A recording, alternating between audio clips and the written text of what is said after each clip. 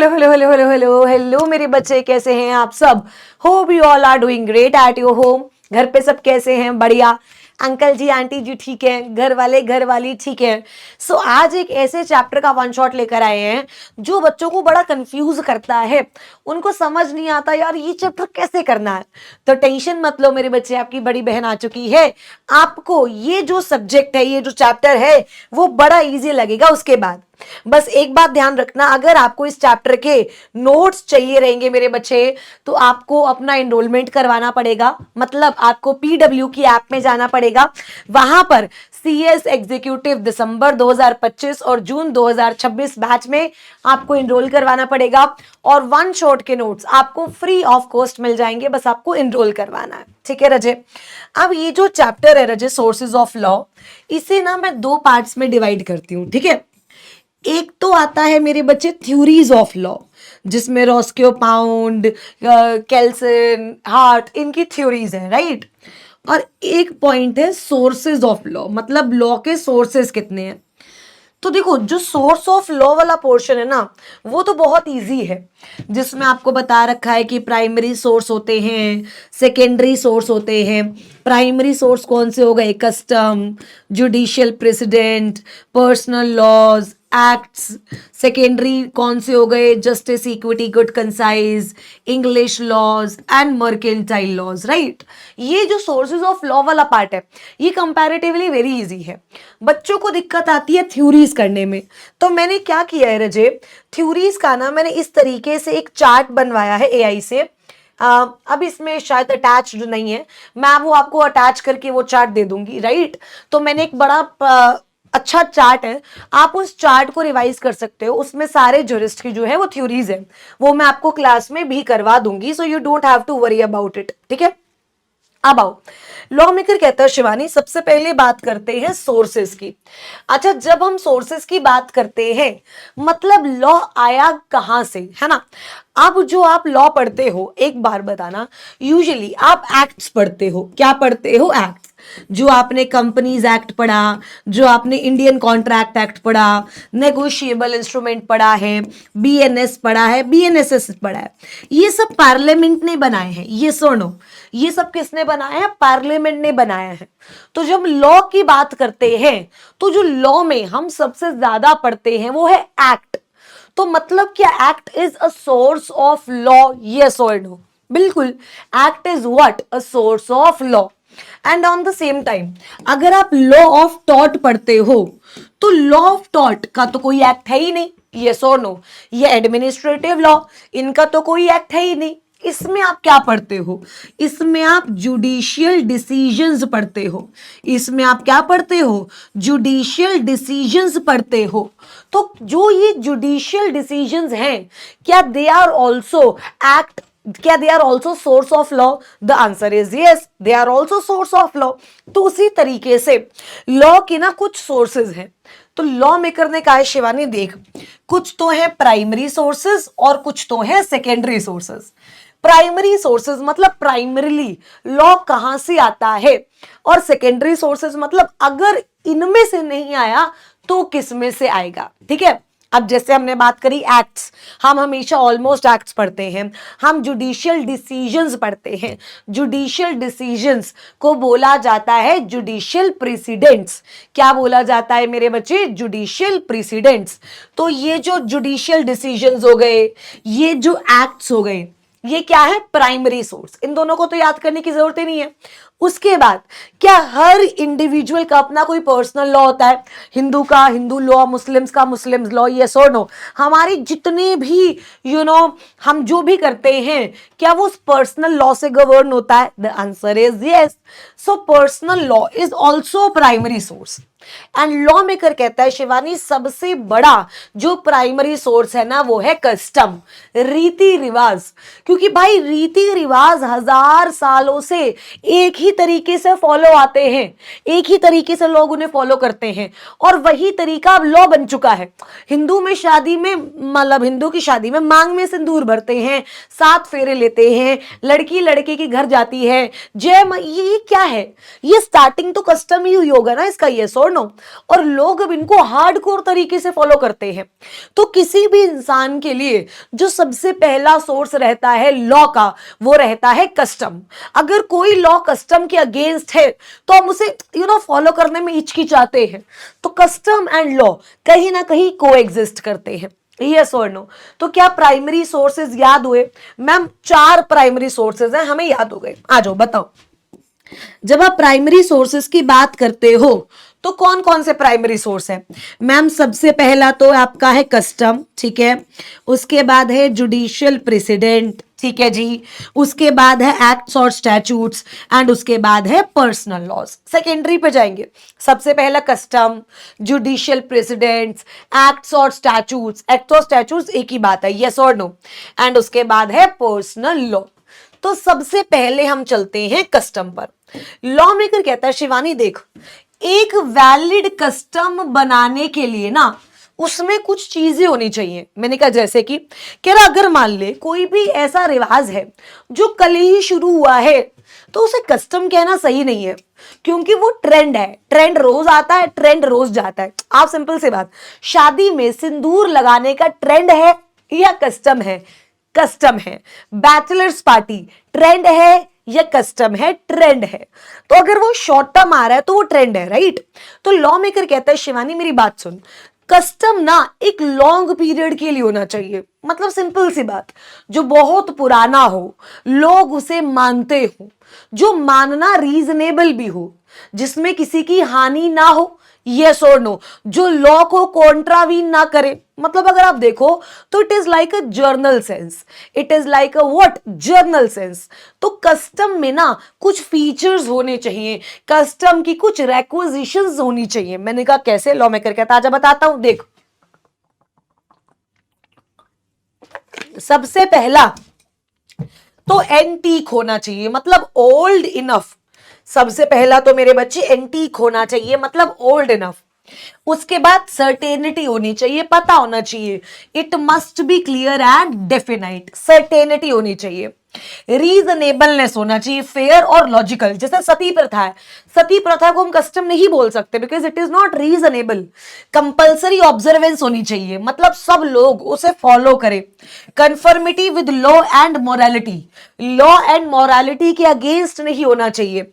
Journal acceptance होनी चाहिए, मतलब उस पर विवाद नहीं होना चाहिए, लोग उसे इंजॉय करें, पीसफुल इंजॉयमेंट।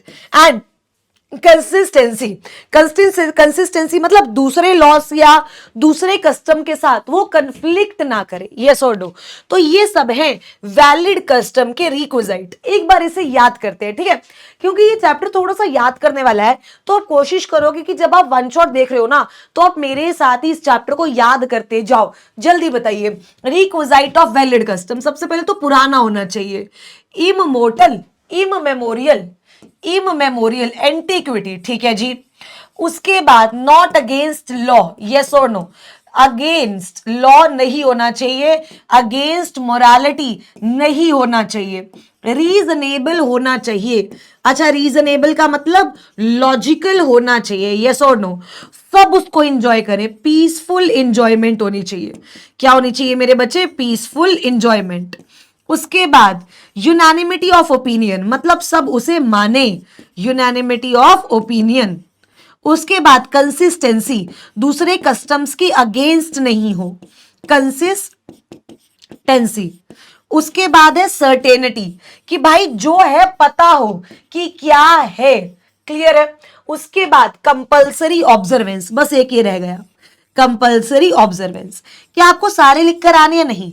अगर आपके एग्जाम में सवाल आता है कि रिक्विजिट्स ऑफ वैलिड कस्टम क्या हैं, तो जितने आपको याद है उतने लिखाओ। Immemorial, not against morality, certainty, reasonableness, yes और no, consistency, peaceful enjoyment, compulsory observance. आप ये लिखकर आ जाओ जो जो आपको याद है। ठीक है, अब हम आगे बढ़ते हैं मेरे बच्चे। अब लॉ मेकर कहता है शिवानी देख, कस्टम्स जो है ना वो दो तरीके के होते हैं। एक तो होते हैं कस्टम विद सैंक्शन और एक होते हैं कस्टम विदाउट सैंक्शन। सैंक्शंस मतलब अप्रूवल, परमिशन। सैंक्शन का मतलब क्या होता है? अप्रूवल या परमिशन।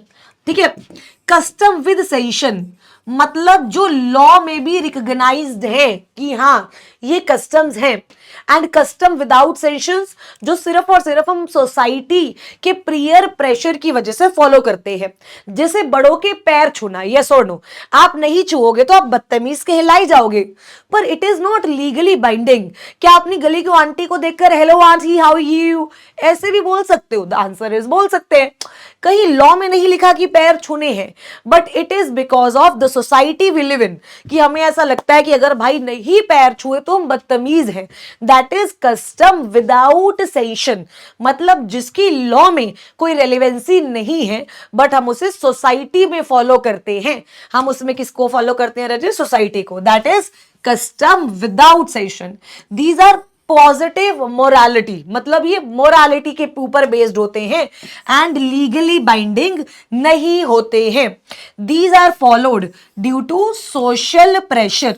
आप इन्हें जो है सोशल प्रेशर की वजह से फॉलो करते हो, क्योंकि आप पर क्या, आपको क्या लगता है? Social pressure. ठीक है, custom with sanction these are recognised by law. Law इसे रिकॉग्नाइज्ड करता है। They are legally binding and enforceable by the court. अब विद सैंक्शन में भी ना दो तरीके के आते हैं। एक तो आते हैं लीगल कस्टम और एक आते हैं कन्वेंशनल कस्टम। लीगल कस्टम कौन से होते हैं? जो लॉ होते हैं। कन्वेंशनल कस्टम जो लॉ नहीं है, जो मेरे और आपके बीच में एग्रीमेंट में है और इस वजह से हम उसे फॉलो कर रहे हैं। मैम एक बार दोबारा देखो, कस्टम दो तरीके के होते हैं, एक होते हैं विद सैंक्शन और एक होते हैं विदाउट सैंक्शन। यस और नो? कितने तरीके के?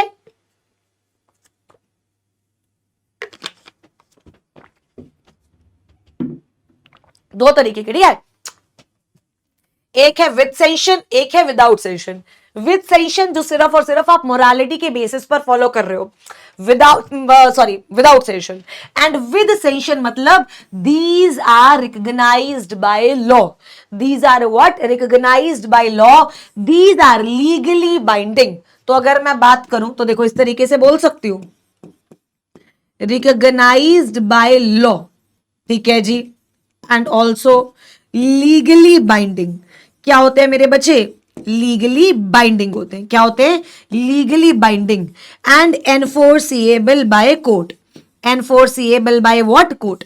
अब ये जो विद कस्टम विद सैंक्शन है ना, इसकी आगे दो आती है, लीगल और कन्वेंशनल। अच्छा, लीगल का मतलब क्या है मेरे बच्चे? जो लॉ ही बन चुका है। लीगल का मतलब क्या हो गया मेरे बच्चे? जो लॉ ही बन चुका है, मतलब जो फुल फ्लेजेड लॉ है। और कन्वेंशनल का मतलब क्या है? सुनना, कन्वेंशनल का मतलब क्या है रजे? कि आप लॉ नहीं बना, बाइंडिंग इसीलिए है क्योंकि पार्टीज ने एक्सेप्ट किया है। अब मान लो ये ए है और ये बी है, ठीक है, ये ए है और ये क्या है मेरे बच्चे? बी है। अब ए और बी ने कोई कॉन्ट्रैक्ट किया, ठीक है, और उस कॉन्ट्रैक्ट में कुछ टर्म्स एंड कंडीशंस डाली। अब A and be in terms and condition को इसीलिए फॉलो कर रहे हैं क्योंकि ये कॉन्ट्रैक्ट में है। इसे बोलते हैं कन्वेंशनल कस्टम। इसे क्या बोलते हैं? Conventional custom. They become law itself. These are recognized by the court. And conventional, these are based on the agreement between the parties. These are not automatic law. क्या इतनी बात क्लियर है? और legal custom फिर दो तरीके के होते हैं, लोकल और जर्नल। जो एक पर्टिकुलर एरिया पे अप्लाई हो रहा है लोकल, जो सब पे अप्लाई हो रहा है जर्नल। लोकल फिर दो तरीके के होते हैं, geographical local, personal local. Geographical local जो एक जगह पर लग रहे हैं, पर्सनल लोकल जो स्पेसिफिक कम्युनिटी पर लग रहे हैं। मैम अगर कस्टम आ जाए तो क्या हमें ये सब लिख कर आना है? नहीं, जो आपसे पूछा जाए मेरे बच्चे आपको वो लिख कर आना है। जैसे अगर मैं ये चार्ट बनाऊं तो मैं कस्टम को बोलूंगी दो तरीके के, ठीक है, एक है मेरे बच्चे विद सैंक्शन, यस और नो, और एक है विदाउट सैंक्शन। अच्छा, विदाउट में तो बात वही खत्म हो गई, बिकॉज ये आउट ऑफ मोरालिटी आप फॉलो करते हो, ठीक है। विद सेंशन के दो, एक तो होंगे मेरे बच्चे लीगल कस्टम, ठीक है, और एक है कन्वेंशनल। कन्वेंशनल जो आप फॉलो करते हो आउट ऑफ एग्रीमेंट, तो कन्वेंशनल में भी बात वही खत्म हो गई, ठीक है। लीगल में भी दो तरीके के, एक तो लोकल, जो एक कोई सर्टेन जगह के सर्टेन लोग फॉलो करते हैं वो लोकल कस्टम, और जर्नल जो सब लोग फॉलो करते हैं उसे बोलते हैं जर्नल कस्टम। जर्नल कस्टम में भी बात वही खत्म हो गई। उसके बाद लोकल में आता है पर्सनल लोकल, जो एक कम्युनिटी पर लगते हैं, और उसके बाद ज्योग्राफिकल लोकल, जो एक जगह पर लगते हैं। ज्योग्राफिकल लोकल का मतलब क्या हो गया मेरे बच्चे, जो एक जगह पर लगते हैं, जो एक किस पर लगते हैं, जगह पर लगते हैं। क्लियर है यहां तक? आगे बढ़े, चलिए। तो मेरे बच्चे यहां तक हम लोगों ने कस्टम्स कर लिया, ठीक है। अगर कस्टम आएगा तो आप देख लेना कि कौन से कस्टम की बात हो रही है। उसके बाद आता है जुडिशियल प्रेसिडेंट। अच्छा, प्रेसिडेंट का मतलब होता है पास्ट डिसीजंस। प्रेसिडेंट का मतलब क्या होता है मेरे बच्चे, पास्ट डिसीजन। अब लॉ मेकर एक बात बोलता है कि शिवानी मेरी बात सुन। मैंने कहा सुना, कहता जब भी मान ले सुप्रीम कोर्ट भी कोई डिसीजन देता है वो लॉ बन जाता है, हाई कोर्ट भी जो डिसीजन देता है दूसरे हाई कोर्ट उसे मान सकते हैं, तो इसी को बोला जाता है जुडिशियल प्रेसिडेंट। प्रेसिडेंट का मतलब क्या होता है मेरे बच्चे, कि जो पास्ट कोर्ट डिसीजन होंगे क्या फ्यूचर केसेस को भी वही गाइड करेंगे? The answer is yes, future cases को भी वही गाइड करेंगे। अब जो जुडिशियल प्रेसिडेंट्स है ना मेरे बच्चे, जुडिशियल प्रेसिडेंट्स 4 से 5 तरीके की होती है, जैसे declaratory president, persuasive president, absolutely authoritative president, conditionally authoritative president, right. ये 4 तरीके की हमारी क्या होती है, जुडिशियल प्रेसिडेंट, एंड हमें इसको करना है। तो जुडिशियल प्रेसिडेंट्स के बारे में हम बात कर रहे थे, राइट। कितने तरीके की जुडिशियल प्रेसिडेंट्स होती है? 4। एक होता है डिक्लेरेटरी, एक होता है परसुएसिव, एक होता है एब्सोल्युटली अथॉरिटेटिव, और एक होता है कंडीशनली अथॉरिटेटिव। अच्छा, डिक्लेरेटरी प्रेसिडेंट का मतलब क्या है? जो एग्जिस्टिंग लॉ को सिर्फ और सिर्फ डिक्लेयर कर रही है। जैसे एग्जाम्पल, अगर आपने किसी का मर्डर किया तो आपको डेथ पेनल्टी मिलेगी, राइट। अब आपने किसी का मर्डर किया और जज is giving you punishment of death, ये क्या है? जो एग्जिस्टिंग लॉ है, you are just declaring it, right. उसे हम बोलते हैं डिक्लेरेटरी प्रेसिडेंट। क्या बोलते हैं रजे? Declaratory president. That court does not create any new law. देखो क्या लिखा हुआ है, court does not create any new law, it simply declares कि क्या लॉ ऑलरेडी है, और जो एग्जिस्टिंग रूल है सिंपली उसे अप्लाई किया हुआ है, राइट। अब एक होता है ओरिजिनल। अच्छा, ओरिजिनल, डिक्लेरेटरी का मतलब क्या है? जो है आप उसे डिक्लेयर कर रहे हो। ओरिजिनल का मतलब क्या है? आप अपना बना रहे हो। जैसे कोई भी एक एक्ट आया, मान लो एग्जाम्पल लेते हैं कॉन्स्टिट्यूशन। अब कॉन्स्टिट्यूशन में राइट ऑफ प्रिवेसी का कोई अलग आर्टिकल नहीं है, but article number 21 right to life वाले में उन्होंने राइट टू प्रिवेसी डाल दिया। मतलब कोई केस ऐसा हुआ होगा जिसमें कोर्ट को लगा होगा कि राइट टू प्रिवेसी भी होना चाहिए, तो उन्होंने ये ओरिजिनल बनाया। So that is original precedent. Court creates new law, no existing rule is available on that point when court decides a case on a completely new legal issue. या यहां तक समझ आया? मैम डिक्लेरेटरी और original तो हमें एकदम से समझ आ गए, ठीक है। डिक्लेरेटरी का मतलब जो लॉ है उसी को डिक्लेयर कर रहे हो, उसी को अप्लाई कर रहे हो, और ओरिजिनल कुछ नया बना रहे हो। अब हम एब्सोल्युटली अथॉरिटेटिव और परसुएसिव का मतलब जानते हैं। एग्जाम्पल लेते हैं, कोई भी लॉ है, कोई भी डिसीजन है जो सुप्रीम कोर्ट ने लिया है, राइट।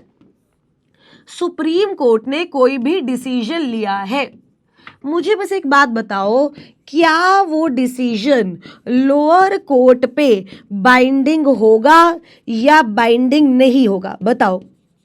वो डिसीजन लोअर कोर्ट पे बाइंडिंग होगा या बाइंडिंग नहीं होगा? The answer is yes.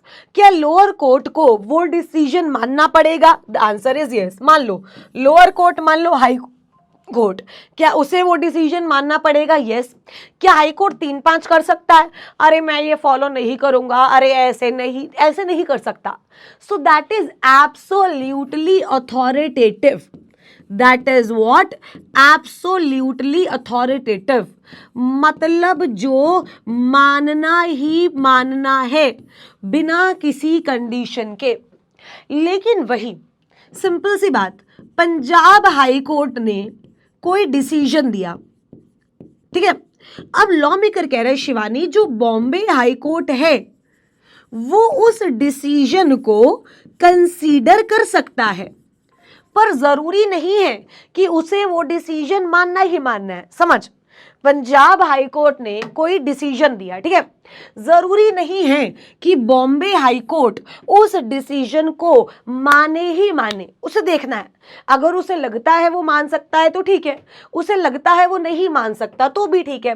That is persuasive president. इसे हम क्या बोलते हैं मेरे बच्चे? Persuasive president. एब्सोल्युटली अथॉरिटेटिव, इसका मतलब क्या हो गया? मानो या ना मानो, मानना ही पड़ेगा। और परसुएसिव ऐसा नहीं है कि मानना है, एक परसुएसिव वैल्यू है, मानना है तो भी ठीक है, नहीं मानना तो भी ठीक है, ठीक है। अब एक आता है कंडीशनली अथॉरिटेटिव। अब इसका मतलब क्या होता है हम देखते हैं, आइए। परसुएसिव का मतलब they are not binding but the court may follow them, right? और absolutely authoritative, it must be follow। Court के पास कोई ऑप्शन नहीं होता, सिर्फ एक ही ऑप्शन होता है इसको फॉलो करने का, चाहे वो गलत क्यों ना हो, जैसे decision of supreme court. Conditionally authoritative का मतलब क्या होता है? अब बहुत सारे बच्चों को लगता है कि मैम कंडीशनली अथॉरिटेटिव मतलब कंडीशंस है, मानना है तो ठीक है, नहीं मानना तो ठीक है, मतलब परसुएसिव जैसा है। लेकिन ऐसा नहीं है मेरे बच्चे। कंडीशनल अथॉरिटेटिव का मतलब क्या होता है? वैसे तो भाई साहब ये बोतल देखो, वैसे तो अथॉरिटेटिव ही है। कंडीशनली अथॉरिटेटिव का मतलब क्या हो गया मेरे बच्चे? कि वैसे तो अथॉरिटेटिव ही है, लेकिन कुछ एक्सेप्शंस हैं। अब जैसे मान लो सुप्रीम कोर्ट ने जिस केस पे डिसीजन दिया, हाई कोर्ट के पास एक वैसा मिलता जुलता केस आया, लेकिन फैक्ट्स अलग है, तो सुप्रीम कोर्ट की बात तो आप वैसे भी मान ही नहीं सकते ना, यस और नो। या हो सकता है सुप्रीम कोर्ट से कोई मिस्टेक हुई हो, तो ये कंडीशंस है, मतलब वैसे ये अथॉरिटेटिव ही है, समझो, वैसे ये अथॉरिटेटिव ही है, बस कुछ क्या है? Conditions, right. आइए एक बार पढ़ते हैं। Conditionally authoritative, these are binding but have some exceptions. क्या है मेरे बच्चे? एक्सेप्शंस हैं। Court is generally bound to follow but can refuse in special circumstances. Court generally तो मेरे बच्चे इन्हें फॉलो करेगा ही करेगा, लेकिन कुछ क्या है? Special circumstances. लेकिन कुछ क्या है? Special circumstances. जैसे डिसीजन जो है वही हो सकता है मिस्टेक हुई हो, फैक्ट्स अलग हैं, और there is a conflict with higher court decision. अब जैसे मान लो ये सुप्रीम कोर्ट का डिसीजन है किसी मैटर पे, ये हाई कोर्ट का डिसीजन है, ठीक है। तो जो हाई कोर्ट से नीचे वाला कोर्ट है जैसे डिस्ट्रिक्ट कोर्ट, उसे यूजुअली हाई कोर्ट की माननी पड़ेगी, यस और नो। लेकिन अगर वो हाई कोर्ट के डिसीजन को फॉलो करेगा तो सुप्रीम कोर्ट का डिसीजन कंफ्लिक्ट में आ जाएगा। लॉ मेकर कह रहा है कि वो जो आपका कंफ्लिक्ट हो जाएगा with the higher court decision, तो इसीलिए ये फॉलो नहीं की जाती। अदरवाइज है ये भी अथॉरिटेटिव। देखो परसुएसिव में क्या है कि तुम्हारे पास ऑप्शन ही है, कंडीशनली अथॉरिटेटिव में क्या है मेरे बच्चे? कि ये भी कंप्लीटली क्या है? मैंडेटरी, एक्सेप्ट जब मिस्टेक हो, जब फैक्ट्स ही अलग हैं, और जब मेरे बच्चे जो डिसीजन है वो हायर कोर्ट के डिसीजन से क्या करता है? कंफ्लिक्ट, ठीक है। अब मेरे बच्चे आगे बढ़ने से पहले मुझे आपको ना कुछ डॉक्ट्राइंस करानी है, ठीक है। Doctrine of obiter dicta, stare decisis, ratio decidendi. अब इस बात को थोड़ा सा समझते हैं, ठीक है। तीन डॉक्ट्राइन्स है हमारे पास। कितनी डॉक्ट्राइन्स है? तीन। ओबिटर डिक्टा, ठीक है, इसे बोलते हैं थिंग्स सेड बाय द वे, ठीक है। रेशियो डिसाइडेंडी मतलब मेन जजमेंट, स्पेलिंग देख लेना, ठीक है। और उसके बाद आता है स्टेयर डेसिसिस।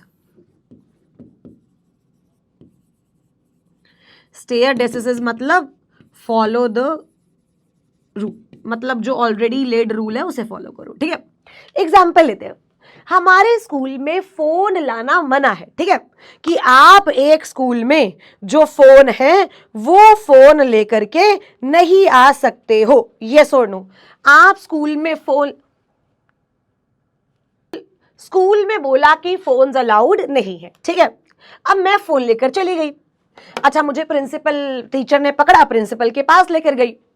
तो प्रिंसिपल ने बोला, शिवानी जो भी फोन लेकर आएगा उस पर 1000 रुपए की पेनल्टी लगेगी। स्कूल में फोन अलाउड नहीं है, आगे से जो भी फोन लेकर के आएगा उस पर 1000 रुपए की पेनल्टी लगेगी। और साथ ही मुझे बोला, यार शिवानी तुम्हारे कितने डार्क सर्कल्स हो गए हैं यार, थोड़ा हेल्दी खाया करो, थोड़ा ग्रीन वेजिटेबल्स खाया करो, तुम जो है अभी से बूढ़ी लगने लग गई हो। अच्छा ठीक है, अब मुझे एक बात बताओ, ये जो पूरा केस हुआ इसमें मेन चीज क्या थी कि mobile phones not allowed. Yes और नो? इसमें क्या था? Mobile phones not allowed. और जो भी फोन लेकर के आएगा उस पर क्या लगेगी? 1000 रुपए की पेनल्टी। उस पर क्या लगेगी? 1000 रुपए की पेनल्टी। ये मेन डिसीजन था। लेकिन क्या मेरे को प्रिंसिपल ने ये भी बोला कि यार लीफी वेजिटेबल्स खाया करो। अच्छा, लीफी वेजिटेबल्स खाना क्या मेरे केस से रिलेटेड था, या उन्होंने ऐसे ही बोल दिया? ऐसे ही बोल दिया, थिंग्स सेड बाय द वे, जैसे कि ईट लीफी वेजिटेबल्स, ठीक है। अब उसके बाद क्या हुआ? अगले दिन ऋषभ सर भी फोन लेकर के चले गए। तो प्रिंसिपल सारी कथा दोबारा से करेगी या 1000 रुपए का फाइन इंपोज कर देगी? द आंसर इज 1000 रुपए का फाइन इंपोज कर देगी इन फॉलोइंग केसेस। इसे बोलते हैं स्टेयर डेसिसिस, कि अगर एक बार कोई डिसीजन आ चुका है और अगले केसेस सिमिलर हैं तो उनमें वही डिसीजन चलेगा। मतलब अगर आप देखो तो जो ओबिटर डिक्टा है इसकी एक परसुएसिव वैल्यू है। इसकी क्या है मेरे बच्चे? एक परसुएसिव वैल्यू। और जो रेशियो डिसाइडेंडी है वो तो आपको फॉलो करना ही करना है। सो that is absolutely authoritative. That is what मेरे बच्चे? Absolutely authoritative. क्या आपको यहां तक क्लियर हुआ? यस और नो? पक्का? यहां तक किसी को कोई दिक्कत? अगर हम स्टेयर डेसिसिस की बात करें तो देखो, स्टेयर डेसिसिस क्या होता है? Follow what has already decided. जो ऑलरेडी डिसाइडेड हो चुका है आप उसको फॉलो करो कोर्ट के पास्ट डिसीजंस को इन सिमिलर केसेस। इससे क्या आता है? सर्टेनिटी आती है। क्या आता है? सर्टेनिटी आती है। एंड ऑबिटर डिक्टा का मतलब क्या होता है? Things said by the way. These are extra observations और remarks made by the judge, not essential for the decisions। decisions के लिए essential नहीं है, ना ही बाइंडिंग है। इनकी क्या होती है? सिर्फ और सिर्फ परवेसिव वैल्यू। क्या होती है मेरे बच्चे? सिर्फ परसुएसिव वैल्यू, ठीक है। तो मेन जो है ना मेरे बच्चे, सुनना, मेन जब हम प्राइमरी सोर्स की बात करते हैं तो मेन प्राइमरी सोर्स ये दोनों है। सबसे पहला तो कस्टम, उसके बाद जुडिशियल प्रेसिडेंट, मतलब जिनमें कंटेंट ज्यादा है, ठीक है। और उसके बाद आ जाता है एक्ट, ठीक है, स्टैचूट्स। अच्छा, स्टैचूट्स मतलब जो लॉ ने बनाया है। अच्छा, क्या पावर जो है वो डेलीगेट भी होती है? आप बताओ, क्या पार्लियामेंट के पास लॉ मेकिंग पावर है? यस। बट क्या वो पार्लियामेंट पावर एग्जीक्यूटिव बॉडी को भी देती है? यस। क्या वो पावर जुडिशरी बॉडी को भी देती है? यस। तो क्या जो डेलीगेटेड लेजिस्लेशन है वो भी इसका पार्ट बन सकती है या नहीं बन सकती? द आंसर इज बन सकती है। डेलीगेटेड लेजिस्लेशन, लॉ मेकर क्या कह रहे हैं Shivani? Law made by a competent authority under the constitution. अब जैसे parliament is the competent authority, तो पार्लियामेंट ने कोई लॉ बनाया, that is source of law. Parliament ने अपनी पावर डेलीगेट करी, उन्होंने एग्जीक्यूटिव ने कोई लॉ बनाया, एग्जीक्यूटिव लेजिस्लेशन कॉन्स्टिट्यूशन में पढ़ा था, that is also source of law. उसके बाद ऑटोनॉमस बॉडी को दी judicial legislation, that is also source of law. ठीक है, अब जो लॉ रिटर्न होते हैं हम उसे बोलते हैं जस्ट स्क्रिप्टम। हम उसे क्या बोलते हैं? Jus scriptum. So jus scriptum means written law, और जस्ट नॉन स्क्रिप्टम मतलब नॉन रिटर्न लॉ। उसके बाद आता है टाइप्स ऑफ लेजिस्लेशन। एक आता है सुप्रीम और एक आता है सबऑर्डिनेट। सुप्रीम मतलब law is made by sovereign authority, यानी पार्लियामेंट। मतलब लॉ कौन बना रहा है? पार्लियामेंट। और जब पार्लियामेंट ने अपनी पावर लॉ मेकिंग की डेलीगेट कर दी, हम उसे क्या बोलेंगे? Subordinate legislation. क्या बोलेंगे मेरे बच्चे? Subordinate legislation which is made by an authority other than sovereign. Other than what मेरे बच्चे? सोवरीन। ठीक है, एंड उसके बाद पर्सनल लॉ। हिंदूज के अपने अलग लॉज होते हैं, मुस्लिम्स के अपने अलग लॉज होते हैं, यस और नो। लेकिन लॉ मेकर कह रहे हैं शिवानी पर्सनल लॉ जो कि इंडिविजुअल पे बेस्ड होते हैं, उसके रिलीजन पे बेस्ड होते हैं, ये आप एप्लीकेबल कब करवाओगे? जब कोई स्टैट्यूटरी लॉ नहीं है या जब कोई कस्टम अवेलेबल नहीं है। मतलब जब कोई स्टैट्यूटरी लॉ फोर्स में है, इसका मतलब क्या हो गया मेरे बच्चे? जब कोई स्टैट्यूटरी लॉ फोर्स में है या जब कोई कस्टम फोर्स में है, तब आप पर्सनल लॉ नहीं लगाओगे। आप पर्सनल लॉ के टुवर्ड्स कब जाओगे मेरे बच्चे? जब स्टैट्यूटरी लॉज और customs are not in force. जैसे हिंदूज का अपना अलग पर्सनल लॉ है, श्रुति एंड स्मृति, जो marriage, divorce, adoption, inheritance, succession and maintenance के बारे में बताता है। मुस्लिम्स के अपने अलग लॉज हैं, कुरान, हादीस, कुरान्स, राइट, जो कि marriage, divorce, inheritance and gift के बारे में बताते हैं। तो ये तो हो गए जी अपने प्राइमरी सोर्स। अब आता है सेकेंडरी सोर्स। जो सबसे पहला सेकेंडरी सोर्स है that is justice, equity and good concise. देखो लॉ मेकर कहता है शिवानी, जहां कोई स्टैट्यूटरी लॉ नहीं है, जहां पर कोई कस्टम नहीं है, जहां कोई पर्सनल लॉ नहीं है और जहां कोई जुडिशियल प्रेसिडेंट नहीं है, जहां कोई जुडिशियल प्रेसिडेंट नहीं है, वहां पर आप डिसीजन कैसे लोगे? वहां पर आप डिसीजन लोगे based on your gut health, gut health नहीं sorry, based on your gut, yes और no, based on what is wrong and what is right, based on कि सबको इक्वालिटी से ट्रीट करो एंड सबके साथ जस्टिस की जाए, यस और नो। अगर कुछ नहीं है तो इसी तरीके से तो आप केस का फैसला करोगे ना।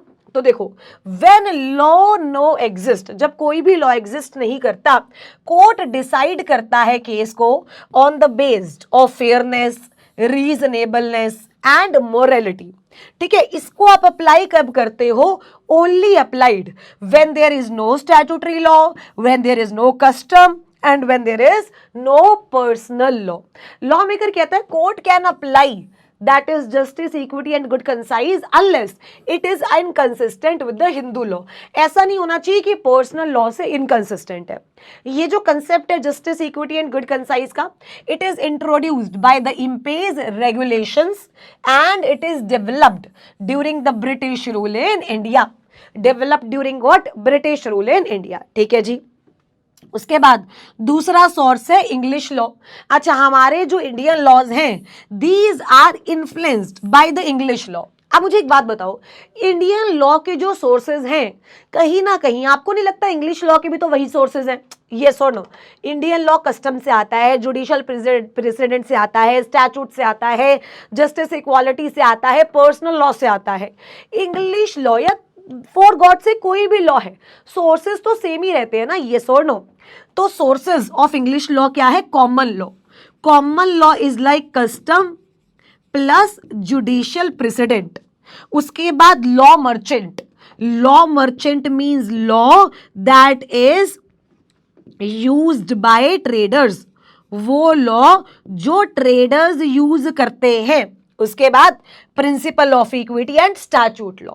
तो मैम एक बात बताओ, जैसे अगर मुझसे पूछा जाए कि आप सेकेंडरी प्रिंसिपल्स बताओ, आप क्या बताओ, सेकेंडरी सोर्सेज बताओ। देखो प्राइमरी तो हमें अच्छे से क्लियर हो गए, अगर हमसे कोई सेकेंडरी सोर्सेज पूछता है तो देखो सेकेंडरी सोर्सेज जो हैं वो दो तरीके के आप ऐड कर देना, एक तो justice, equity and good concise, और एक इंग्लिश लॉ। अच्छा, अब मैम जब हम इंग्लिश लॉ बनाएंगे तो इंग्लिश लॉ के भी सोर्सेज बनाने पड़ेंगे। यस, इंग्लिश लॉ के क्या बताने पड़ेंगे, सोर्सेज। कितने सोर्सेज है, 4। सबसे पहला तो क्या है मेरे बच्चे, कॉमन लॉ, यस और नो। उसके बाद लॉ मर्चेंट, उसके बाद जस्टिस, यस और नो, एंड लास्ट में क्या था, आइए, जस्टिस एंड उसके बाद एक्ट्स यानी स्टैट्यूट लॉ। स्टैट्यूट लॉ तो कोई भी लॉ हो, एक्ट तो हर एक का प्रिंसिपल सोर्स है ही है, राइट।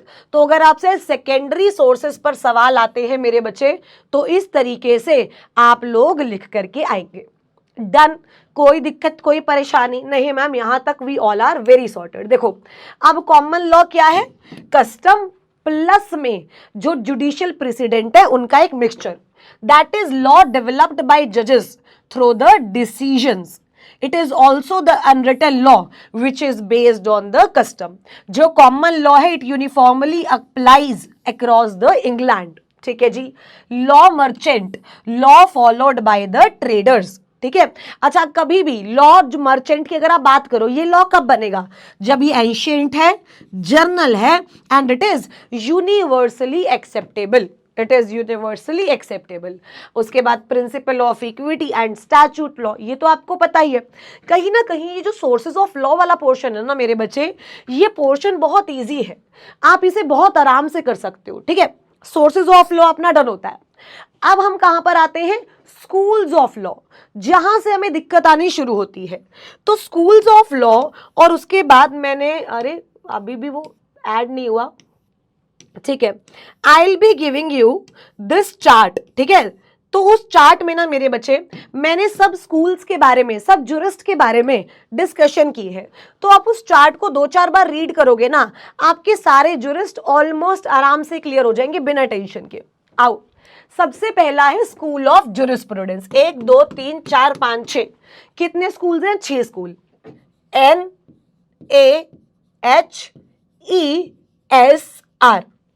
NAHESR, NAHESR,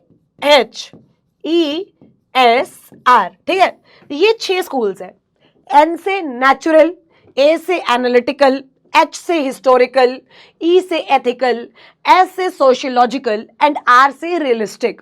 मैम हम ये याद कैसे करें मेरे बच्चे, देखो इसको आप याद करना एग्जाम के 2-3 दिन पहले, ठीक है। बिकॉज इसको आप कितना मर्जी याद करके चले जाओ, बट कहीं ना कहीं एग्जाम में आपसे रिलेटेड कंफ्यूजन तो बनी ही बनी रहेगी।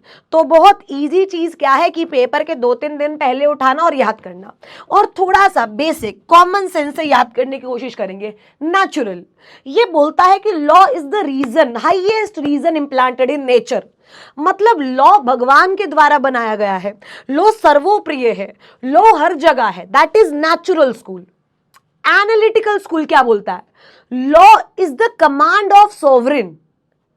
हिस्टोरिकल, लॉ को बनाने की जरूरत नहीं है, लॉ हमेशा से हिस्ट्री में रहा है। सोशियोलॉजिकल, लॉ बना है सोशल इंजीनियरिंग के लिए, लॉ बना है लोगों के लिए। रियलिस्टिक, भाई सपने से वापस आ जा, सपने से वापस आ जा, जो है उसी को पढ़, क्या होना चाहिए उसको छोड़ दे, जो है उसी को पढ़। मतलब अगर आप इनके थोड़ी हिंट लेकर के करोगे ना, आपको बहुत बढ़िया तरीके से ये सारे स्कूल्स मेरे बच्चे क्लियर हो जाएंगे। सबसे पहला नेचुरल स्कूल। नेचुरल स्कूल में 3 जूरिस्ट थे, यूसीजे, अल्पाइन, सिरारियो एंड जस्टिनियन। एनालिटिकल स्कूल में जॉन ऑस्टिन, हिस्टोरिकल स्कूल में सेविंगनीज, एथिकल स्कूल में Hugo Hegel, sociological Duguit, Ihering and Roscoe Pound and realist में Holmes and Cardozo. Roscoe Pound की theory भी इंपॉर्टेंट है, आपके पेपर में आ सकती है। रोस्क्यू पाउंड किसके थे मेरे बच्चे? सोशियोलॉजिकल स्कूल के। इन्होंने कंसेप्ट दिया था सोशल इंजीनियरिंग। इन्होंने बोला था कि भाई देखो, जो लॉ है ना वो सोशल इंजीनियरिंग का काम करना चाहिए। मतलब किस तरीके से लोगों की वांट्स सेटिस्फाई हो सके, किस तरीके से लोगों की जो इंटरेस्ट हैं वो सेटिस्फाई हो सके, ये बताना चाहिए लॉ को। ये किसको बताना चाहिए? लॉ को। आइए तो देखिए इन्होंने क्या बोला था। रोस्क्यू पाउंड ने बोला था मेरे बच्चे, all interest should be balanced. Interest क्या होना चाहिए मेरे बच्चे? बैलेंस। इंटरेस्ट क्या होना चाहिए? Balance. Law should be like a engineer. Engineer का काम क्या होता है? चीजों को तोड़ मरोड़ करके उनको बैलेंस करना। So law should like a balance, build a society where maximum wants are satisfied and minimum conflict arise हो। मतलब सेटिस्फेक्शन ऑफ वॉन्ट्स ज्यादा से ज्यादा हो। देखो रोस्क्यू पाउंड रोज, अच्छा सोशल, इस तरीके से ना आपको अपने दिमाग में चीजें बिठानी पड़ेंगी जब आप ये चैप्टर करोगे। और सारी चीजें नहीं बैठेंगी, ठीक है, सारी चीजें नहीं बैठेंगी, जितनी बैठाई जाए उतनी जरूरी है। आपको इसमें टेंशन लेकर के बिल्कुल नहीं चलिए। देखो मैंने आपको पहले ही कहा था, सोर्स ऑफ लॉ वाला अपना पॉइंट पक्का रखो, स्कूल ऑफ लॉ पढ़ लो। अगर याद हो जाएगा, पेपर में याद आएगा तो भी ठीक है, अगर नहीं भी याद आएगा तो उसमें मेरे बच्चे आप लोगों को टेंशन लेनी नहीं है। अच्छा, requirement for efficient legal system, कि भाई हमें लीगल सिस्टम की जरूरत क्यों है? क्योंकि वो कहीं ना कहीं इंटरेस्ट को रिकॉग्नाइज करता है, इंटरेस्ट की लिमिट्स बताता है। रोस्क्यू पाउंड ने मेरे बच्चे 3 तरीके के इंटरेस्ट बताए थे, ठीक है। रोस्क्यू पाउंड ने कितने तरीके के इंटरेस्ट बताए थे? 3। एक है individual interest which is relating to your personal life, एक है public interest which is related to state, और एक है social interest which is relating to society. और अगर आप जॉन ऑस्टन की बात करते हो, ये इंपॉर्टेंट है, तो इसने सीधा सीधा इसने क्या बोला है? Law is command of sovereign which is backed by sanction. Law क्या है? Law is the command of the sovereign which is backed by sanction. मतलब लॉ वो है जो सोवरेन की कमांड है, मतलब जो पार्लियामेंट ने बनाया है वो लॉ है। अगर तुम फॉलो नहीं करोगे तो तुम्हें उसकी पनिशमेंट मिलेगी। तो मतलब कैल्सन की अगर आप बात करो, जॉन ऑस्टिन की बात करो, रोस्क्यू पाउंड की बात करो, इनकी थ्योरीज बहुत इंपॉर्टेंट है। रोस्क्यू पाउंड जो है वो सोशल इंटरेस्ट के कंसेप्ट पे चलता है, और जो जॉन ऑस्टिन है मेरे बच्चे वो कमांड, वो ये बोलता है कि भाई देख लॉ क्या है? Law is the command of the sovereign. Law sovereign का कमांड है, यस और नो। अगर तुम उसे फॉलो नहीं करोगे तो तुम्हें क्या मिलेगा मेरे बच्चे? पनिशमेंट। तुम्हें क्या मिलेगा? पनिशमेंट। आइए एक बार इसे थोड़ा सा हम देख लेते हैं। कुछ वर्ड्स हैं जो हम थोड़ा अपने दिमाग में डालने की कोशिश करते हैं, ठीक है। आ जाओ, ये तो कॉन्स्टिट्यूशन स्टार्ट हो गया। आ जाओ आ जाओ आ जाओ। ये मीनिंग ऑफ लॉ ये तो सब आता ही है तुम्हें, ठीक है। Jurisprudence, legal theory. आइए अब वो कह रहे हैं, देखो जेरेमी बेंथम, जो जेरेमी बेंथम था ना वो बात करता था यही कि law is the command of the sovereign. वो पनिशमेंट की बात नहीं करता था, वो ये बोलता था law is the command of the sovereign. देखो मतलब जो देखो ये बोलता था जेरेमी बेंथम, जेरी बेंथम ये क्या बोलता था? देखो दो चीजें होती है, पेन और प्लेजर, और लॉ जो बनता है वो इसी आइडिया से बनता है। लॉ जो बनता है वो इसी आइडिया से बनता है। जो जेरेमी बेंथम था ना मेरे बच्चे, जो क्या था? जेरेमी बेंथम था, वो क्या था? उसका एक इंपैरेटिव कंसेप्ट था। क्या था मेरे बच्चे? इंपैरेटिव कंसेप्ट, ठीक है जी। वो पेन और प्लेजर पे डील करता था। John Austin, law is the command of the sovereign, ये कमांड सोवरेन और सेंशन की बात करता था। सैलमेंट, सैलमेंट किसकी बात करता था? सैलमेंट बात करता था कि भाई देख, जो पर्पस ऑफ लॉ है ना वो क्या है? To deliver justice. Purpose of law क्या है मेरे बच्चे? To deliver justice. मतलब मैम जो जेरी बेंथम था उसका इंपेरेटिव था, वो पेन एंड प्लेजर पे बात करता था, ऑस्टिन कमांड ऑफ सोवरेन पे बात करता था, सैलमेंट जो था और रोस्कियो पाउंड इंटरेस्ट पे बात करता था, और जो सैलमेंट था वो बात करता था कि लॉ किस वजह से आया है? जस्टिस की वजह से। लॉ आया क्यों है? ताकि जस्टिस हो सके। लॉ आया क्यों है? ताकि क्या हो सके? जस्टिस हो सके। उसके बाद अगर आप हार्ट की बात करो तो एचएलए हार्ट बोलता था कि लॉ कमांड है। लॉ क्या है मेरे बच्चे? कमांड है। इट इज नॉट सोशियोलॉजिकल और हिस्टोरिकल चीज नहीं, फॉलो करना ही करना है। जो नहीं फॉलो करेगा पनिशमेंट मिल जाएगी। और कैल्सिन बिलीव करता था प्योर थ्योरी ऑफ लॉ में, ठीक है, कि जो है वो है, क्या होना चाहिए उस पे मत जाओ, जो है वो है। तो ये स्कूल्स थे, ठीक है। अब इन पे अगर आपको इनका देखो, अगर आप इनको वैसे याद करते रहोगे तो ऑब्वियसली ये बहुत बड़ा खींचेगा, बट मेरे बच्चे अगर आप इतना याद करके चलोगे कि इनका मेन एरिया क्या था तो आपको बड़ी हेल्प मिलेगी। मैं ये जो नोट्स है इनके एंड पर ना एक चार्ट लगाऊंगी और उसमें सारे जुरिस्ट के बारे में कुछ लिखा होगा। आप प्लीज वो चार्ट पढ़ लेना, यस और नो। आप 2 से 3 बार वो चार्ट पढ़ोगे, आपके दिमाग में चीजें जो है वो बैठ जाएंगी। क्लियर है? तो ये था मेरे बच्चे अपना sources of law, and I hope ये सोर्सेज ऑफ लॉ आपको समझ आया होगा। मेरे बच्चे ये देखो, ये रहा चार्ट, ओके, ये आपका चार्ट है, ठीक है। अगर तुम इसे थोड़ा सा बड़ा करोगे ना तो आपको दिख जाएगा सारा। इसमें मैंने सब लिखा हुआ है, जेरी बेंथम की देखो इंपेरेटिव थ्योरी, जॉन ऑस्टन की कमांड थ्योरी, सैलमेंट की जस्टिस, रोस्कियो पाउंड की social engineering, H K Hart positivism, Kelsen pure theory of law.